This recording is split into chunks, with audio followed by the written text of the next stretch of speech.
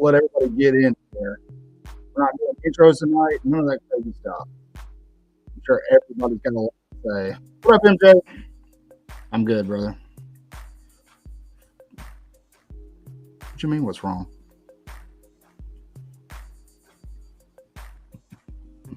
MJ, you wild. We'll give it a couple minutes. I'm gonna let the other folks get in here, and then we'll start talking. There's Jeff and William.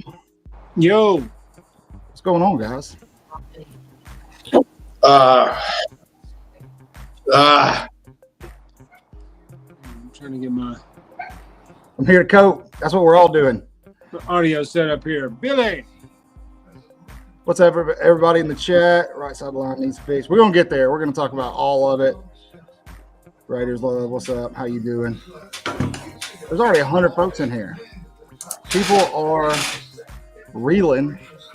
So your background's got like cobwebs and stuff. So like an abandoned facility. Like our hearts feel abandoned. What I watched was pretty damn scary. So happy Halloween, I guess. We're lucky we're not 2-4. I won't watch another game with Milroe quarterback. 3 turnovers, 0 points off of it.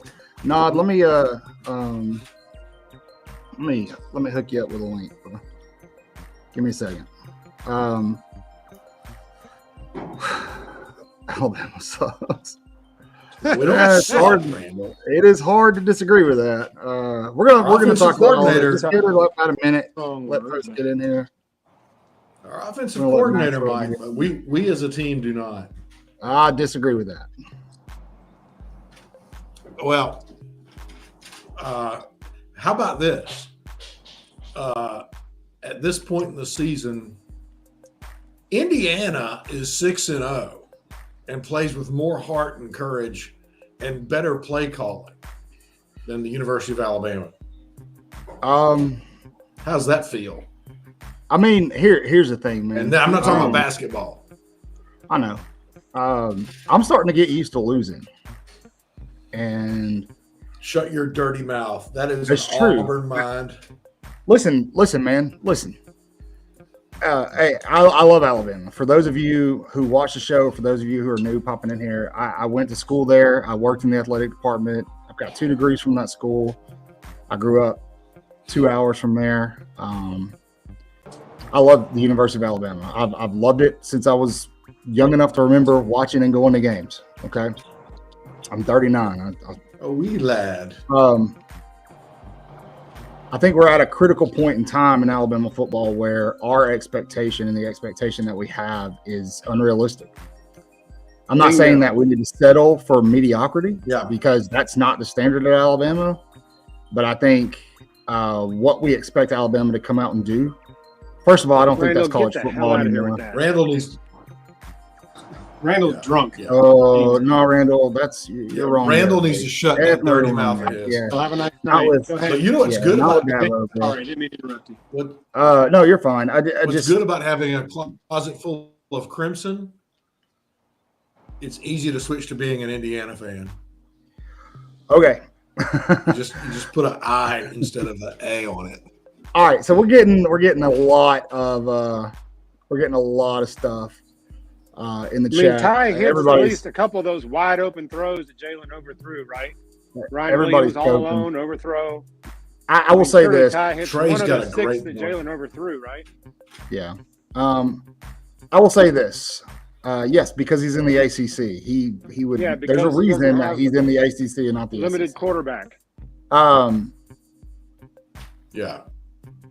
At least they're having fun music at practice. And ice cream. Milroe overthrowing a receiver, wide open receiver. I don't. I've tried really hard since last season, especially in the off season, to be very supportive and pro Jalen Milroe. And the fan side of me, I don't know how much longer I can last. Max, I see you back there. Just stick with us for a second. I don't know how much longer I can last defending Jalen Milroe, much less supporting him as a starting quarterback. At this point, I don't think it matters. Statistically speaking, we've lost 2 games already. We're probably going to at least lose one more, maybe 2. Yes. So Alabama's playoff chances are dwindling. But Jalen Milroe probably played his worst game at Alabama tonight, and there's got to be a better 25 of 45. 55%. Let's get some of these comments up just so everybody can see how they're feeling. Why Let us know how you feel. Why are we throwing it 47 times? You know why Milroe's wildly inaccurate and Milroe is freaking out is because the play calling has no rhythm or plan to it. When we run the ball, what do? We have success. When we run, pass, run, pass, we have 3 and out. I don't fully agree with that. Alabama has not been a dominant designed to run. Alabama hasn't been a dominant running team for a couple of years, man. And to Raiders Love's point, like we're selling out to stop our run game, and you know, it's not great to start off with. So it becomes very predictable, and then you make Jalen Milroe throw, and today was abysmal. Yeah. Let's bring Max in here. He had awful throwing today. I don't understand it. And Milroe had wide open run lanes he could have gone through, and he didn't. Yeah, Max, you got on Milroe on that one play. The headset's not working. But he's not going to do that. His first look wants to be throwing.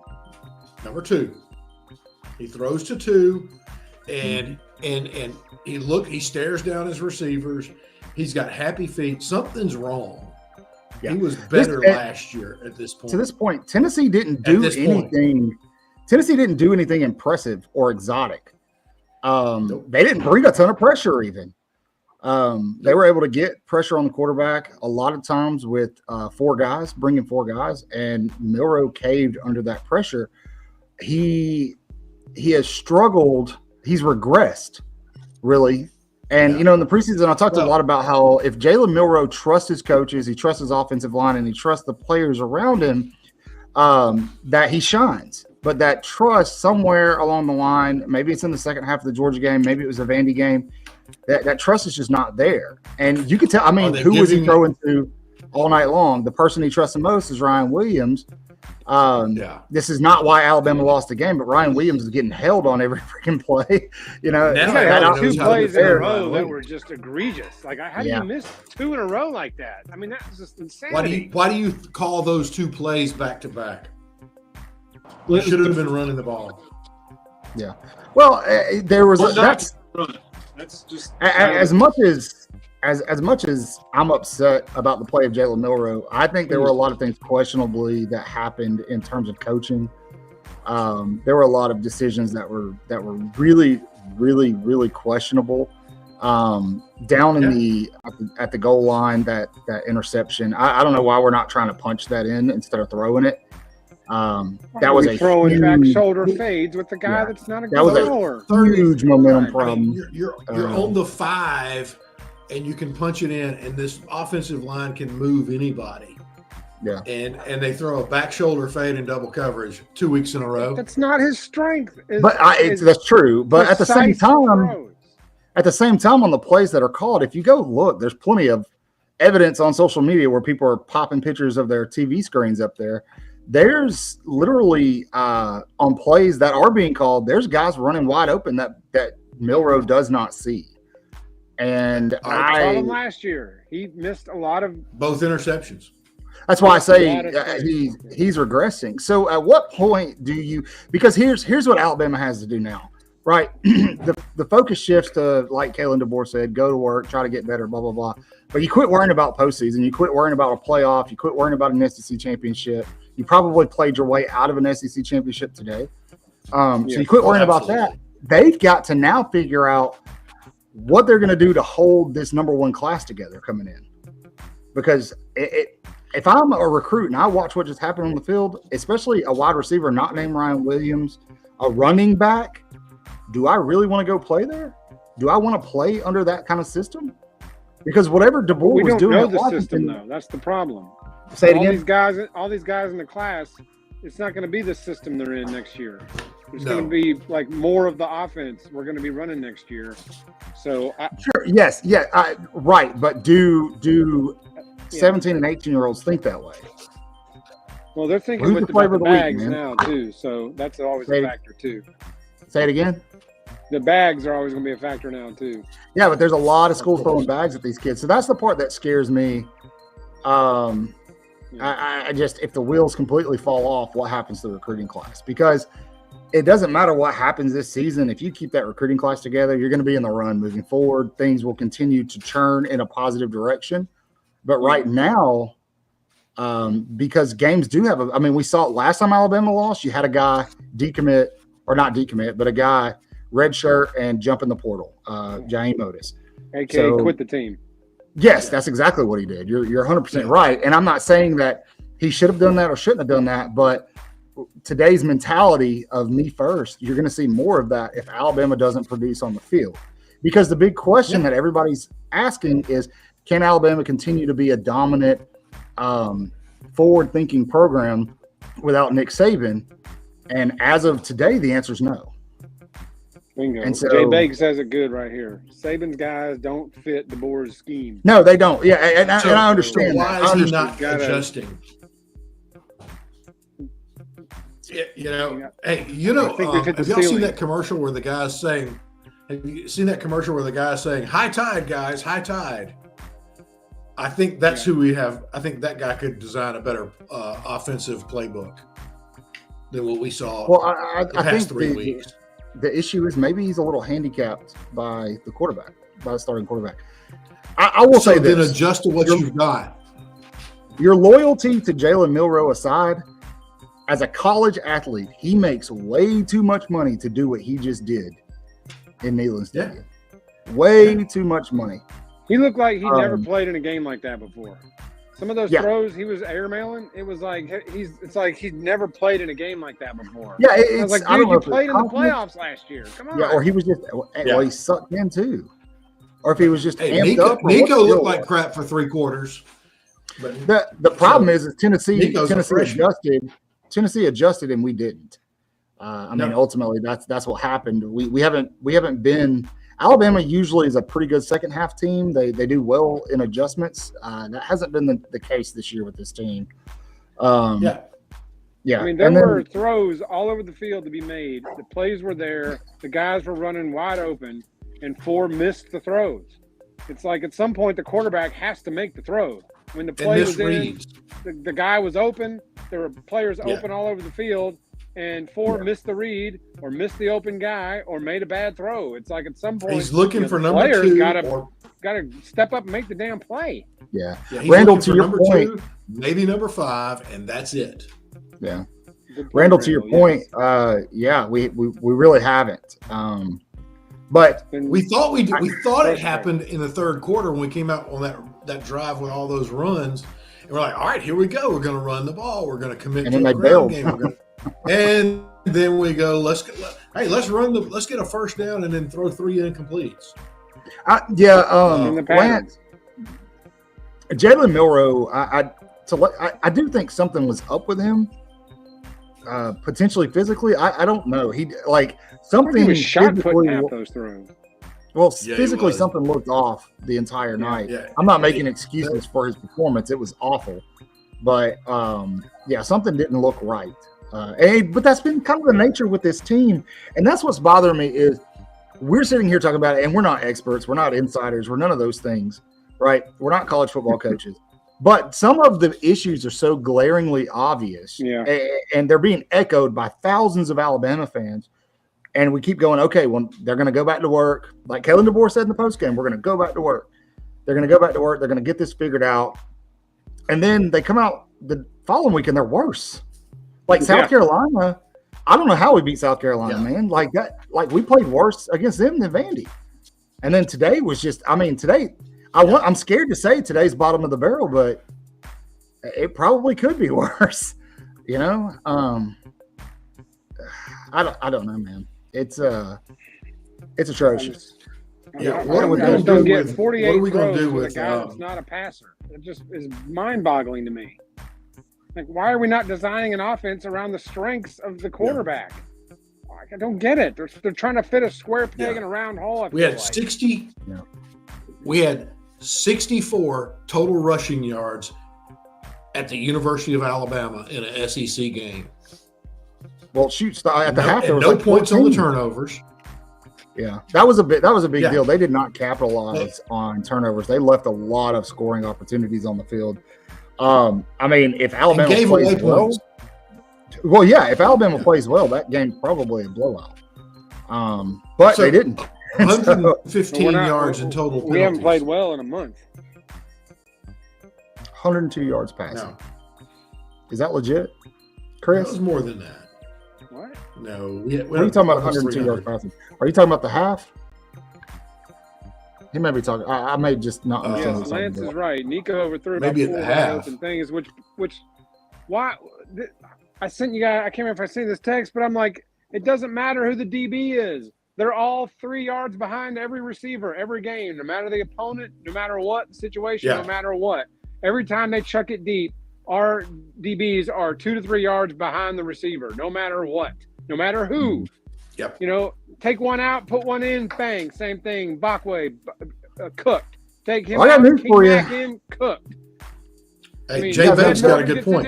Cooked again. Red Morgan's cooked every week. He cooked again, pulls a hamstring. You know, Milroe's only. It should have been 21-0. Yes, but he ain't coming back next year. Where's he gonna go? Wherever he wants, but not here.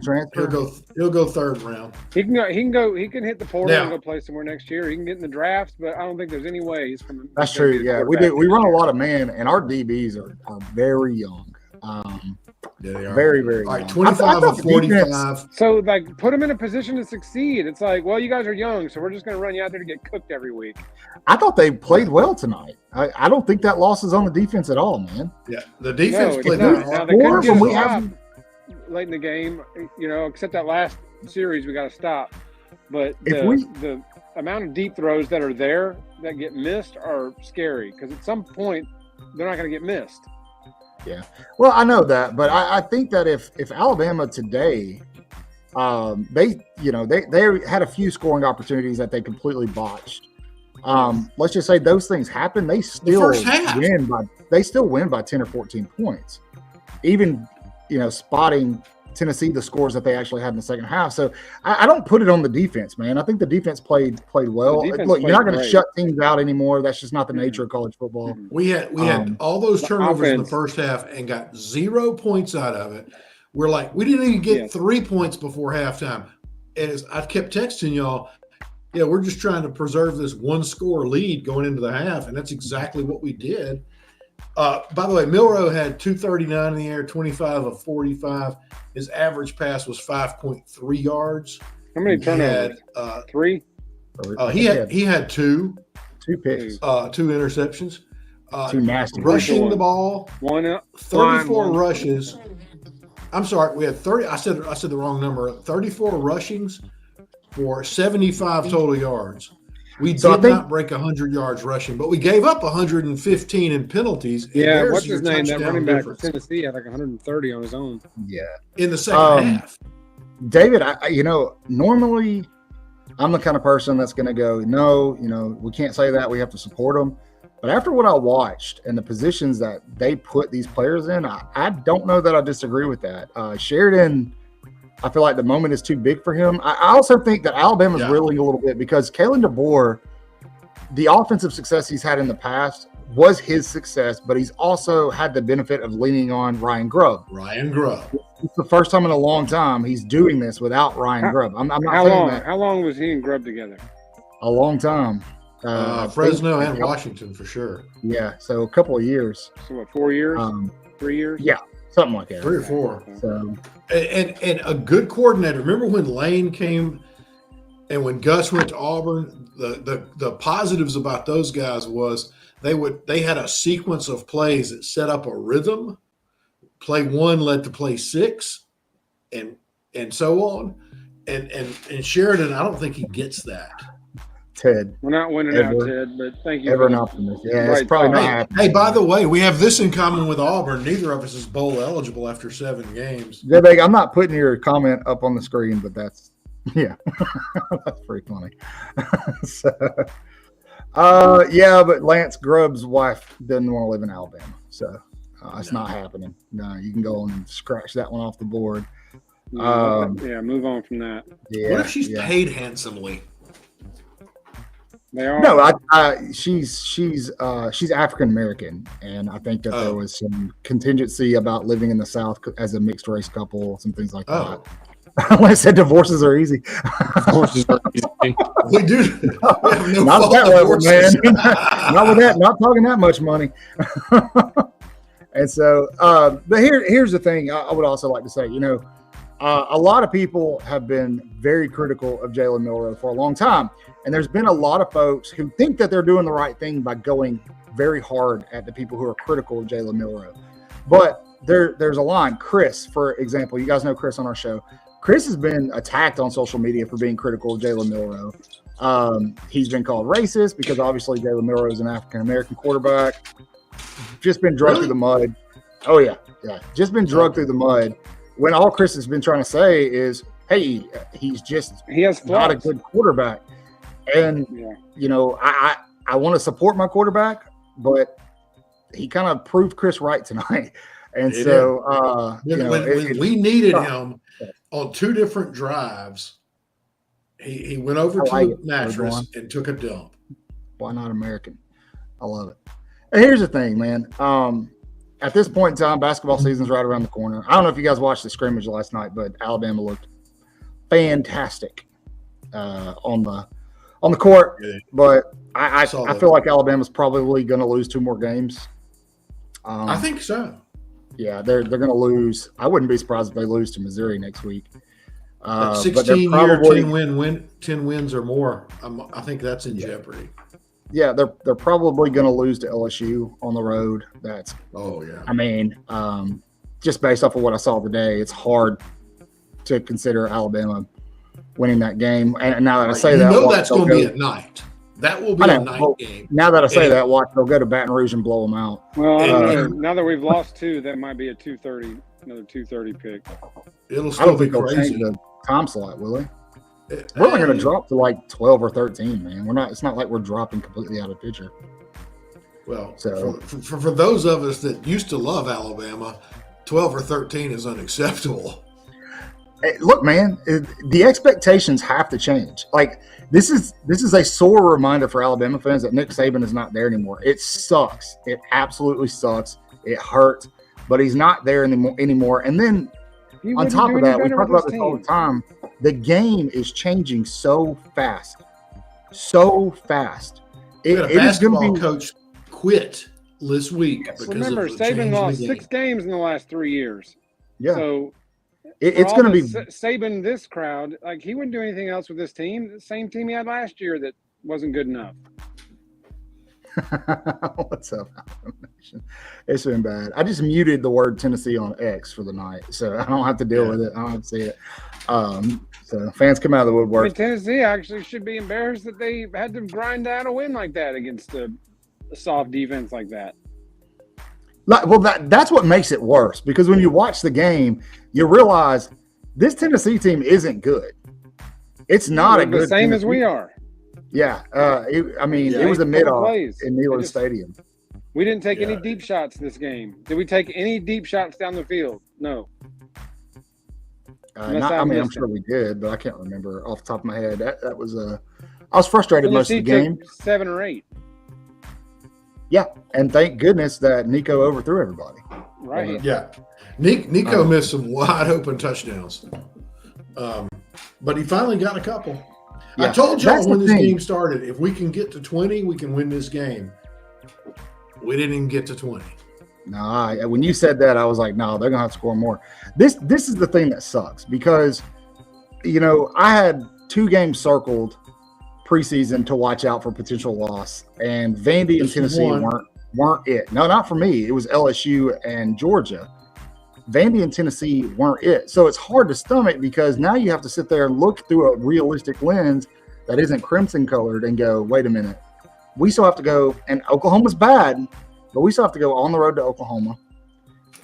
We still have to play Auburn, who has, and I know Auburn's not great. They have a really good defense.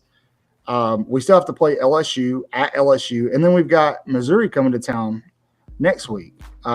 Missouri, don't let that Auburn score fool you this morning. The reason they look the way they did, again, that score looks the way it did, if you didn't watch that game, is because Brady Cook sat most of that game with an injury, and then when the game was in jeopardy, they stuck him back in there, and he torched Auburn's defense.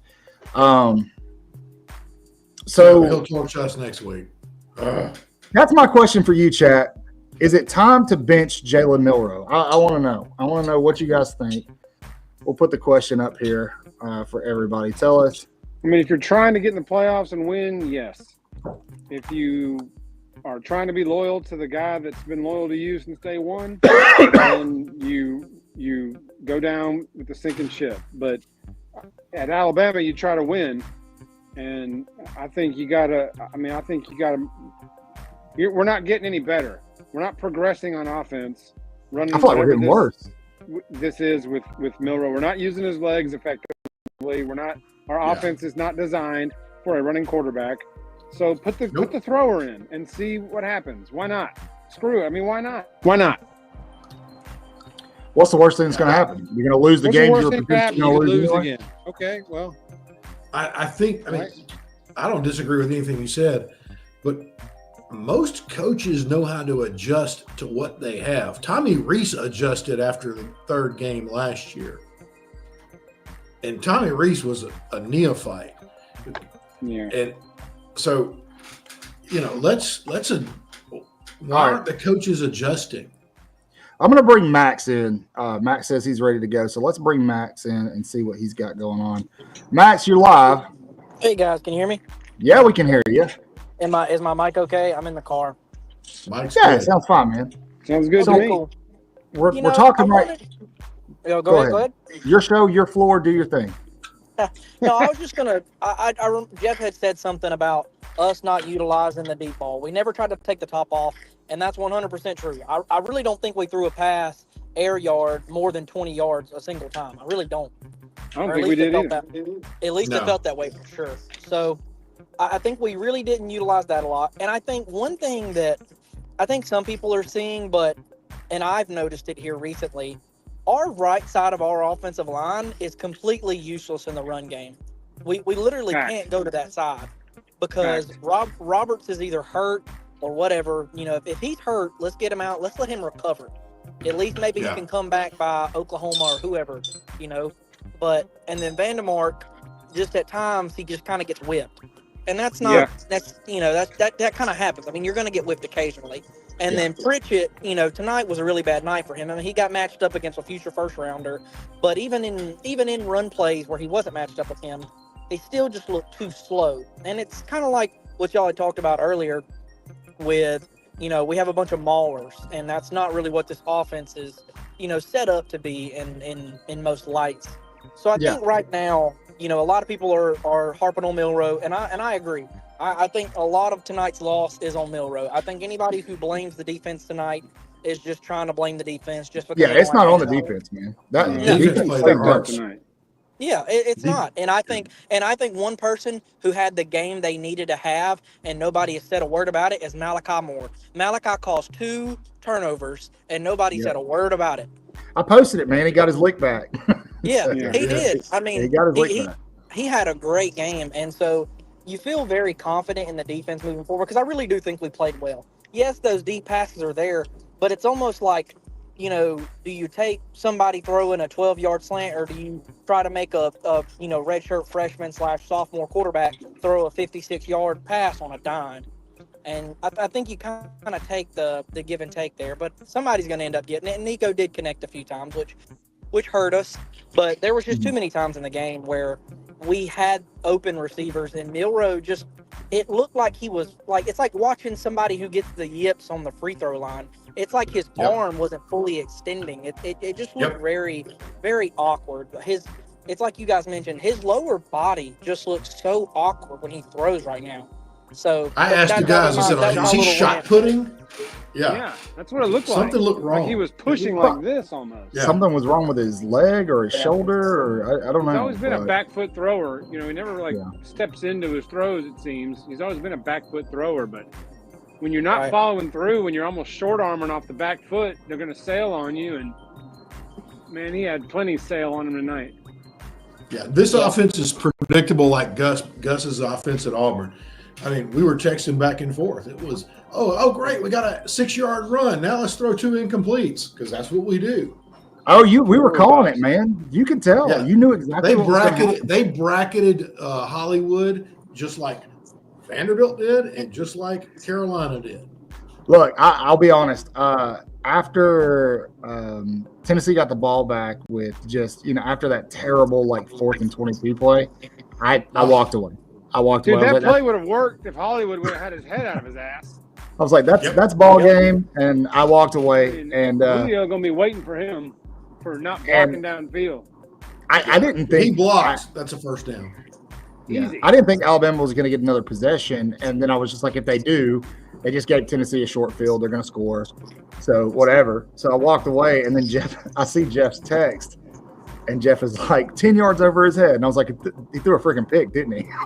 Sure enough. And man, the defense, I go and look at it. He throws, again. He throws a pick, but something was definitely, I don't think Milroe's the answer moving forward. I love the kid. I'm so thankful that he stayed and did what he did. But in terms of, Alabama in the playoff, if that's even a possibility anymore, even if it's a realistic thought, I don't think Milroe's the option. I think maybe opening that door up for a Ty Simpson, because Ty Simpson's likely. I know Keelan Russell's coming in. I know Austin Mack might still be around. 17-0 Georgia, by the way. Yeah, I told you Georgia was going to – Georgia. I told y'all Texas isn't that good. We all picked Georgia. We all picked them. I told y'all. But anyway, Ty Simpson is likely going to be the guy next year, which is great. And he should be. The guy has stuck around. He's waited his chance. But I think now you got to give him a chance to go ahead and get in there and start getting comfortable, because there's no room for error for Alabama in terms of what their goals are. Right. I think it's silly right now to be talking playoff, but really, what else are we going to do? I'm not going to get hype about a bowl game. I'm not going to get hype about an SEC championship, which they're not going to the SEC championship. So now they get a free bye week if they make the playoff. But we're going to go to the Tampa Outback, whatever they changed the name of it to. Oh yeah. As long as it's not the Birmingham Bowl. So that brings me to this question, Matt, Jeff, Bill. What's the ceiling for Alabama moving forward? 9-3 is what I said. Yeah, I'm gonna go. The ceiling is still 10-2. This team can still beat anybody on their schedule. Now, what I think is going to happen is 9-3. I think that either one, we bounce back against Missouri, and then we go on the road and beat LSU, and then we trip up ourselves against Oklahoma. But I don't think there's realistically. Like I said, I think the ceiling is 10-2, but I just think we drop either one of Missouri or LSU. So. Okay. LSU's going to be hard. Even if it's a 2:30 game, it's going to be. Yeah, that LSU game just got way difficult. Some things would have to drastically change for Alabama to, go into Baton Rouge and win that football game. And then I don't think they're going to have an issue with Oklahoma, but it's still a D1 program. They got to go on the road, and then you bring in Auburn, who Auburn offensively is not very good. I don't know what's going on with my camera. My shirt's see-through all of a sudden. Auburn will play their best game. Exactly. Yeah, they'll play their best game against Alabama in Tuscaloosa because it's the Iron Bowl. Traditionally they hadn't played us very well in Tuscaloosa. Yeah, but do we really want Alabama in a playoff this year? Would you rather go and get embarrassed? Because that's kind of what we're looking at. It might be a financial boom just to have that. I'd rather. That would be fine with me if we go to the playoff and get embarrassed. And then it's just all right. So DeBoer's got a year under his belt now of a SEC playoff, game and whatever, and then going into next year. I think the team's going to look a lot different. I was hoping this staff had learned what the SEC is like.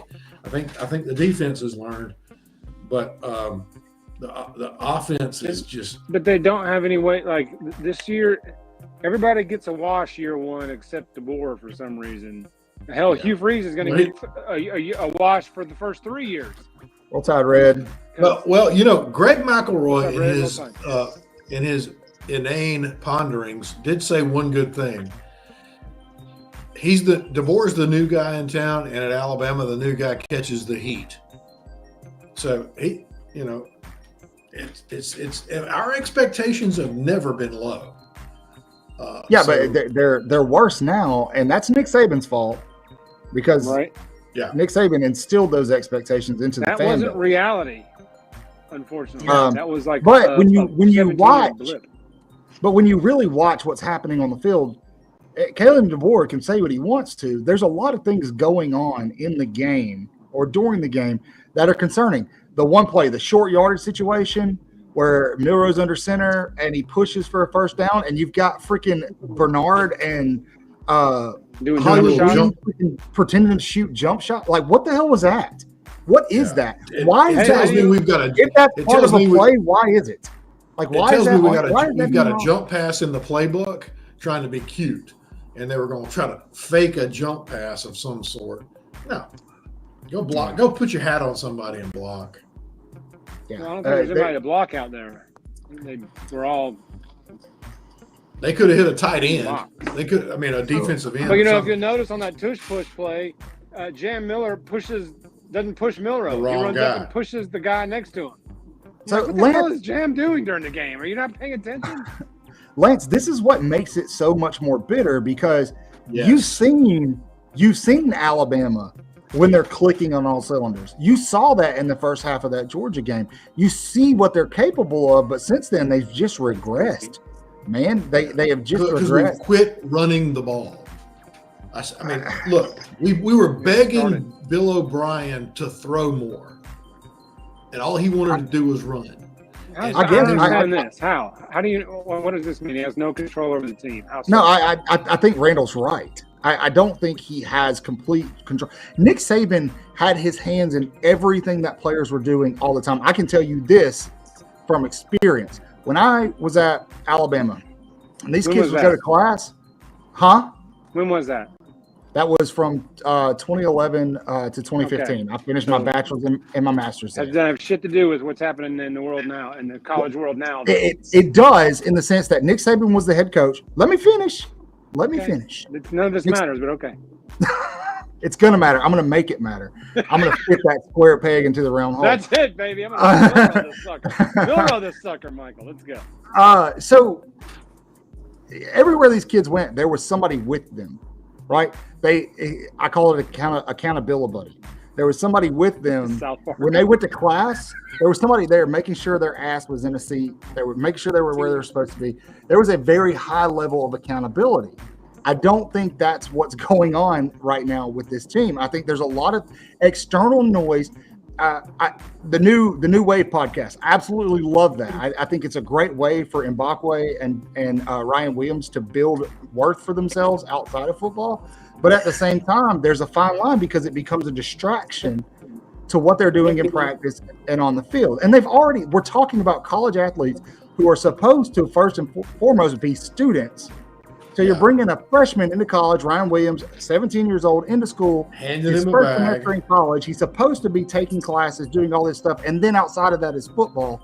But now you're tacking on all this other stuff. And I don't think DeBoer has a solid handle on that like Nick Saban did when he was there.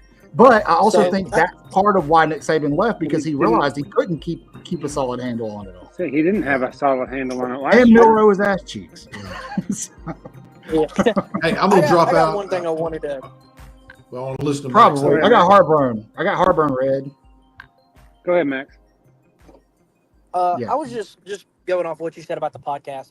So I do think that it can become a distraction, but at the same time, like, it's not like they're doing it during practice hours. So either way, whether it's the podcast or, like Travis Hunter, streaming on live, playing Fortnite or whatever, those guys are going to do something in that time.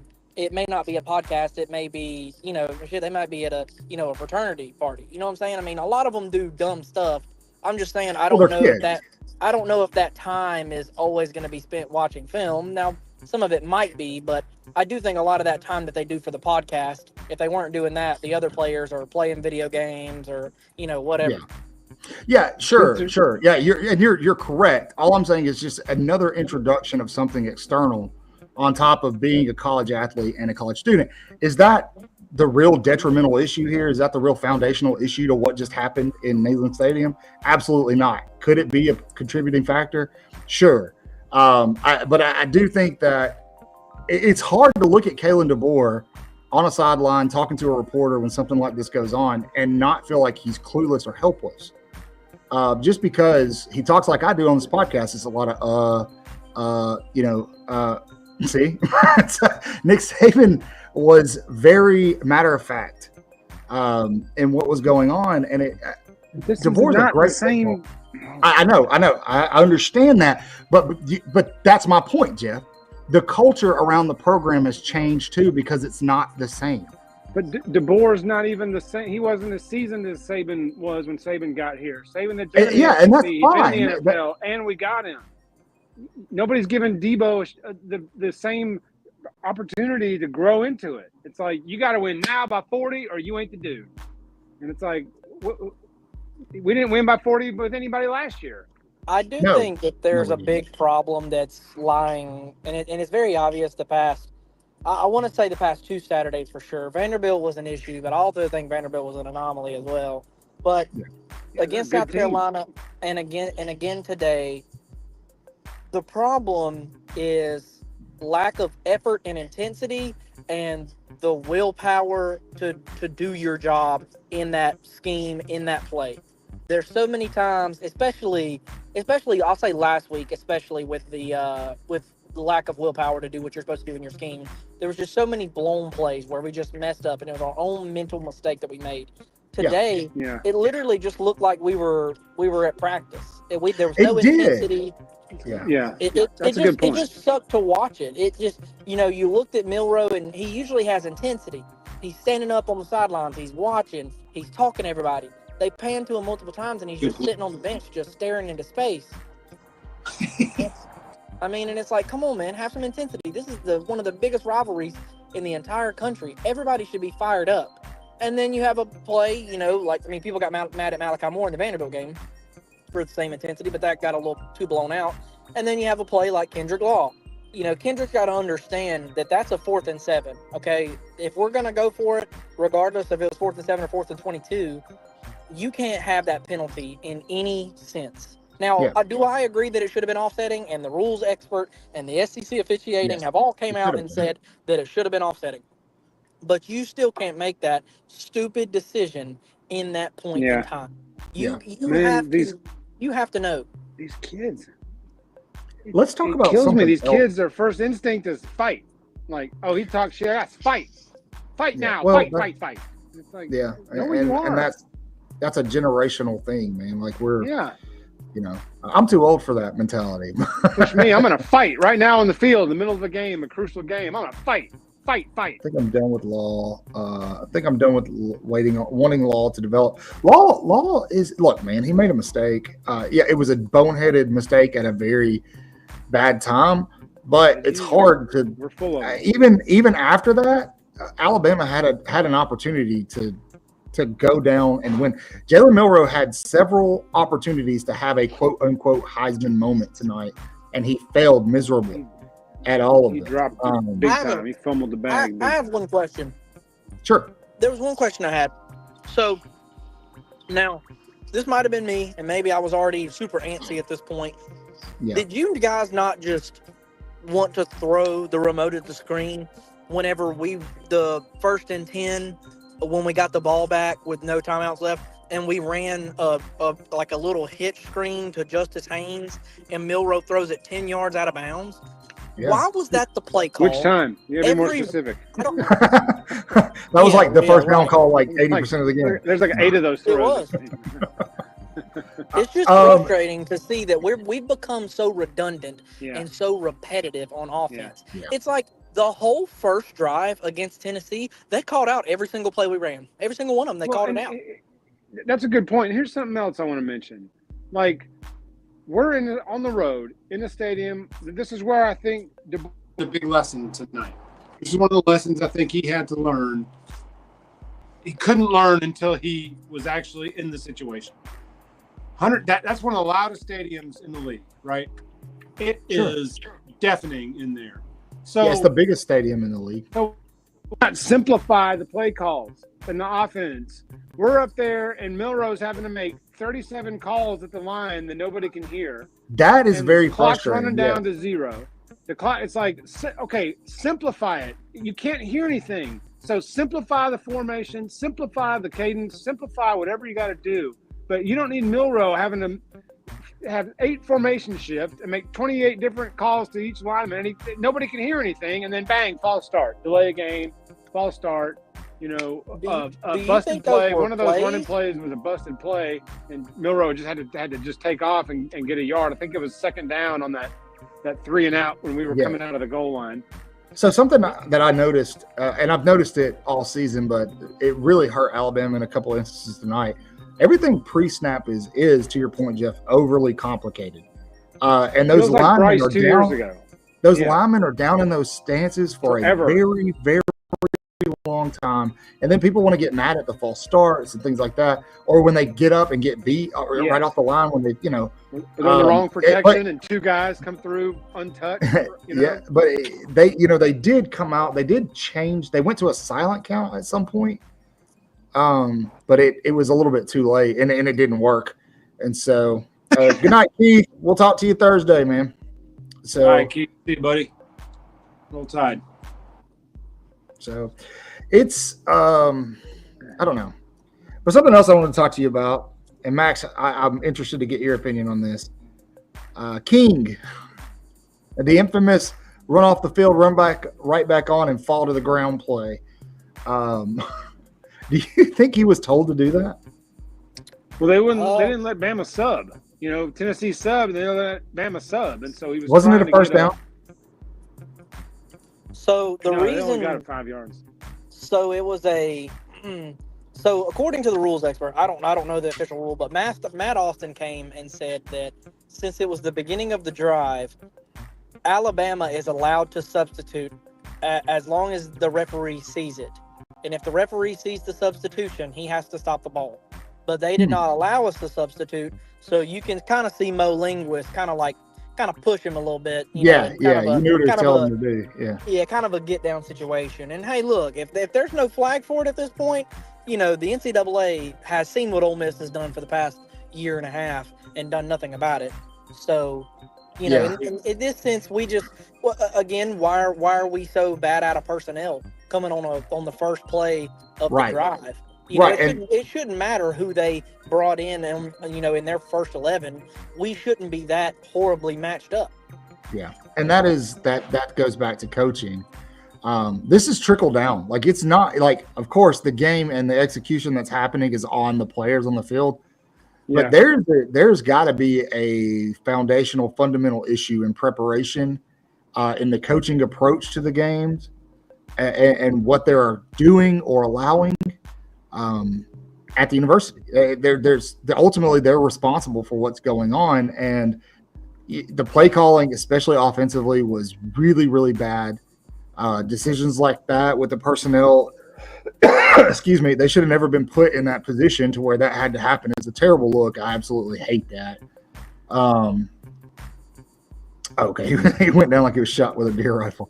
I looked away for a second to look back, and I'm like, what the hell happened? Like, did he legitimately hurt? Give that guy an Oscar, by the way, because I thought he was like legit hurt. But man, just really. Did they bench Ewers already? Sorry, looks like they benched Ewers already.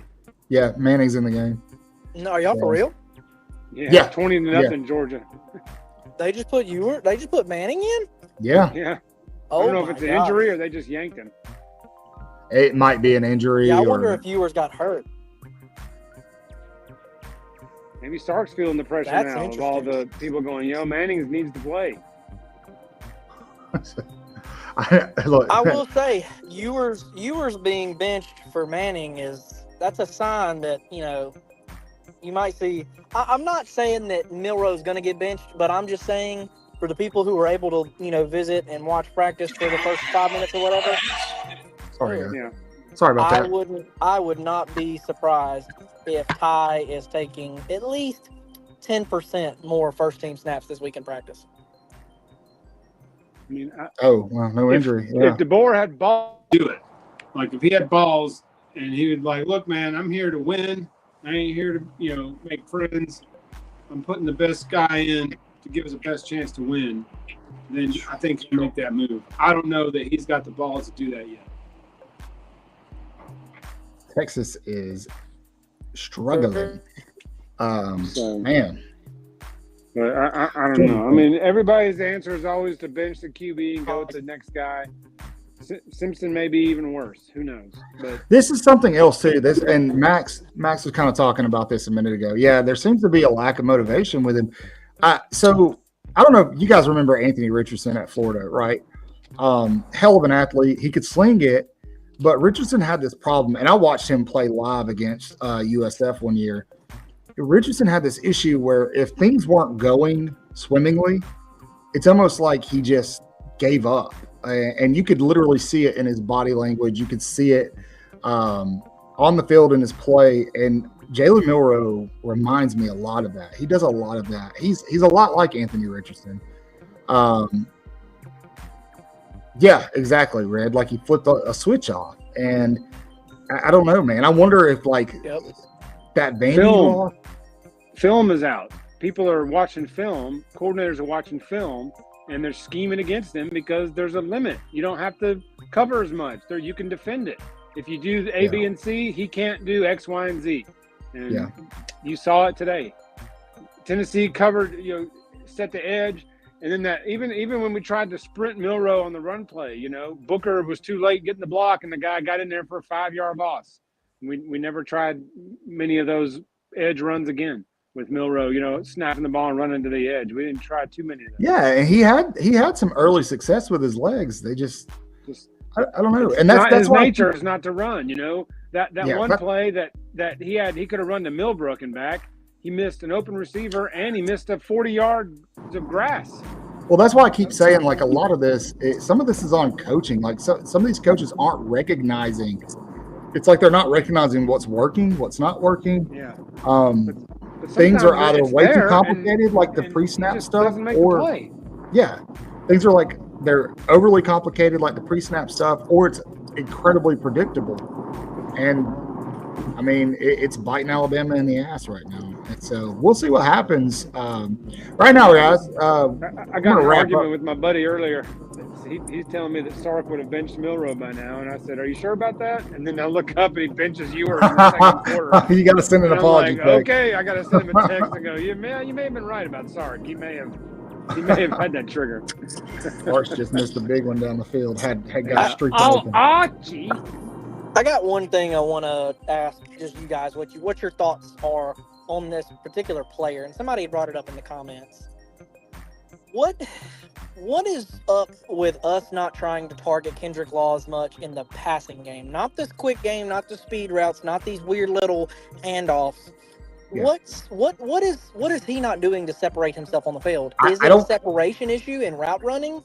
What is it? Because he's an unbelievable run blocker. So what is it that he's not doing in the pass game? Yeah, I don't think it's him. I don't think it's the play calling. I think he's probably open a lot more than we realize. I think Milroe locks in on targets. He locks in, he fixes his eyes on somebody, and then he goes to him. I mean, how many times did he target Ryan Williams tonight? He rarely targeted anybody other than Ryan Williams. But why did this become a problem when he's not done that really all year? Until I'll say last week too, he did it really bad against South Carolina. He's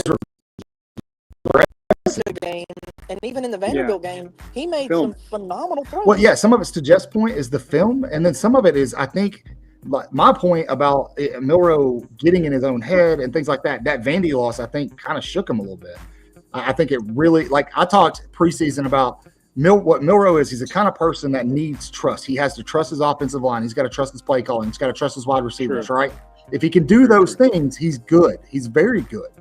But that Vandy game just crumbled. I mean, it just shattered the trust that was there from the Georgia game. And it really I think it probably started in the second half of that Georgia game, but that Vanderbilt game really just kind of brought the walls tumbling down. And we saw that last year with Milroe. That was a big problem of his, staring down receivers and trying to force balls because he didn't, go through his progressions. And cost him his job for a week. Yeah, and he's regressing back down to that because there's something not clicking upstairs with Jalen Milroe, and maybe there's a disconnect between what the coaches are coaching and what he's actually learning, or he's just not comprehending it, or he just can't do it. I'm leaning towards he's not comprehending and he can't do it at this point. I've supported him. I've been a pretty big advocate for Jalen Milroe, but after tonight's performance, it's really hard to stand here and just and call him a quarterback. It's hard to advocate that he can make the throws you need to make. Yeah, because he can't. That's always been my concern with him, even last year when he started. And I kind of thought that Ty was going to beat him out last year in camp. Yeah, it's sad because what Milroe is best at, we're not even doing. Right. That's what I'm saying. We're not even using his strengths. The two things Milroe is best at is running and deep ball. And those were non-existent again today. Barely did either tonight. Yep. Mind blowing. So, and I don't know how much DeBoer is inputting on the offense or if Nick Sheridan has basically free reign. I'm not sure how that dynamic is, but I think Sheridan's in over his head. You can tell he's never been a coordinator. He reminds me a lot of O'Brien. It's like he's got no feel for the game, like of how the game's going. And it's like it's a very color by numbers offense, it feels like. Yeah, it's almost like everything's pre-selected and he doesn't deviate from it. We're going to throw it 50 times regardless of what the defense dictates, regardless of how the game's going. Yeah. This is what we're doing. That's how it felt with O'Brien. It was like no matter what's happening in the game, this is what we're doing on the second series in the third quarter. No matter what the game looks like, this is what we're doing on this series. And it's very frustrating because no matter what they want to do with the offense, what they want that offense to evolve into, these are still the guys that Nick Saban brought in, minus a few. And to y'all's point, there's a reason Parker Brailsford is the size he is. Yeah. Because those body styles is what you need to do what DeBoer was doing at Washington. And these guys are like Max called them, they're maulers. And the offense, what they're trying to implement it just doesn't work. Walker, I do think that the playbook is probably very limited because Milroe just can't do it. I think that's a big factor. And Red, look, you can yap all day long, but Jeff was just talking about how he was telling his buddy that if Sark wouldn't bench Jalen Milroe, and so he did all that yapping, and then what did Sark just do in a game? Bench Quinn Ewers. He's starting quarterback. Yeah, we could talk all day long, and these kids can talk all day long, but it doesn't mean anything. It carries no weight until it produces on the field. And so far this year, Alabama has lost to two teams on paper that they should not have lost to. This is a team that Florida took to overtime last week in Neyland Stadium, and it was a night game. Alabama went in there and they beat themselves. I hate to use that moniker because it takes away from Tennessee, but this is not a good Tennessee team. If Vanderbilt played Tennessee tonight, they could have beat this Tennessee team. And so this is not a very shutout good in the first half 3 weeks in a row. Yeah. Not a very good Tennessee team, and we did everything we could possibly do to lose that football game. For the third week in a row. Yeah. We've done this. Yeah. And we got lucky last week and won. Yeah. Coach. We've lost 2 of the 3. Yeah. Coach, players, they can say whatever they like all week long about, Missouri coming into town and this and that, but it doesn't mean a thing until we see it happen. There's a lot of football left to play. A lot of things can change over the next couple of weeks, but at this point, teams should be starting to I don't want to say peak, but they should have an identity, and you should know who they are, how they're going to approach a game. And Alabama is so lost in the woods. It's sickening. It's hard to watch. And quite frankly, it's embarrassing. It's really embarrassing. I love that. Got to figure out the identity of this team. I was just about to say that. Say it again. I was just about to say what Jeff just said. This team has zero identity on the offensive side. Even No, on the they don't. defensive side, at least, you have the swarm D mentality that comes with it. Yeah, at it least may not that's- work all the time, but they know who they are. Yeah, it may Yeah. not be a perfect identity, but hell, at least they know what they're saying in practice to each other every day. At least they know what they're putting on their, their eye paint and, whatever. I mean, we're just going out there on offense. It just looks like you said, it looks like Sheridan, the night before sits down with his wife and kids and is like, all right, what y'all want to do tomorrow? Yeah. Blake, yes, I agree. I do think that is a major concern. Milroe is one of the guys that he had to keep on roster to hold as much together as he did. I think Milroe probably is a big reason that Ryan Williams came to Alabama, and so it's going to be very hard if he can't keep him. But I think, Milroe is going to start the Missouri game. Like, you guys, I know we can sit here and talk about benching him all you want to. Milroe is going to start the Missouri game. But if he comes out looking like he did against Tennessee, Kalen DeBoer is going to have to make that decision, I think. I think he's going to be forced to do it because, like a lot of you guys are saying, and we shouldn't even be talking about this right now, but like a lot of you guys are saying, if Alabama were to win out, they could still find themselves in a playoff spot. That's true. But if Alabama continues to do what they did today, they could lose potentially 3 or 4 more games, right? It's possible. And so, and that is crazy to say out loud, but there are a lot of better teams in Tennessee that would have beat the brakes off of Alabama tonight. Georgia would curb stomp us tonight. Texas, play Georgia tonight. I don't know. Texas Ohio State, Oregon probably. I don't know. They would curb stomp us, but Georgia probably would. Well, I don't think Texas is as good as the media wants you to believe they are. But right. I mean, they benched their quarterback in the second quarter. So. Well, he's standing there with his helmet on. They might put him back in. We'll see. But Arch didn't look much better. No, it just Georgia. What Georgia was able to do after that Alabama game is they were able to learn and adjust, right? And that's what a good coach does. Nick Saban talked about this after the Vandy game. Good teams, good players, they use that to learn more about themselves, who they are. You use that as a tool in your toolbox. Georgia, under the tutelage of Kirby Smart, has been able to do that. Alabama hasn't, and that's what's so frustrating is they haven't progressed. They've only gotten worse. And it's a hard pill to swallow for Alabama fans because we are used to something different and the standard is higher. And I think there's a fine line that we have to walk in upholding that standard because you don't really want the standard to change. Yeah. But also being realistic about what Alabama is capable of doing. I will say at least we can legitimately finally say this is a rebuilding year because, I mean, if there's ever a year we can call a rebuilding year, it's this one. But, yeah, Georgia got another opportunity. Yeah, they muffed their first one against Alabama, and they got another opportunity, and they are right now taking advantage of it. The second half should be very interesting to see how Texas adjusts. And there goes Manning, bro. Golly. He's got some wheels. Archie and Eli didn't have those, did they?